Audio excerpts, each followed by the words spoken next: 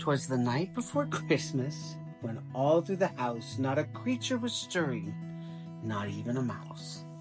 Stockings were hung by the chimney with care, hopes that St. Nicholas soon would be there. See, Coco? The children were nestled all snug in their beds, while visions of sugar plums danced in their heads, and Mama, in her kerchief, and I in my cap, had just settled down for a long winter's nap.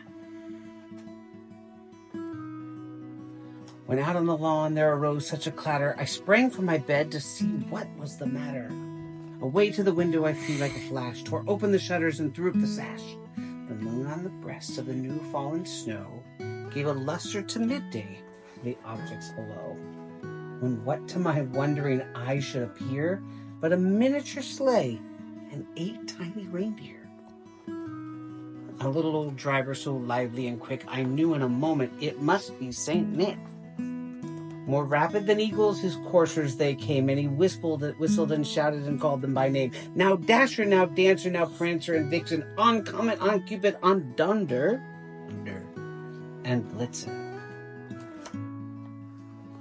To the top of the porch, to the top of the wall, now dash away, dash away, dash away all.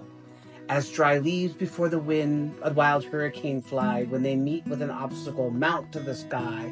So up to the housetop the coursers they flew, with a sleigh full of toys, and St. Nicholas too. And then in a twinkling I heard on the roof the prancing and pawing of each little hoof. As I drew in my head and was turning around, down the chimney St. Nicholas came with a bound.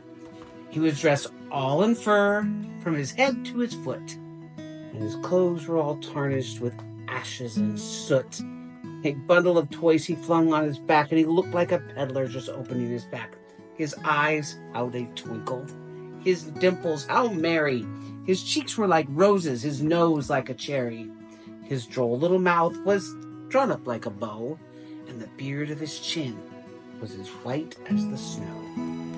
The stump of a pipe he held tight in his teeth, and the smoke encircled his head like a wreath.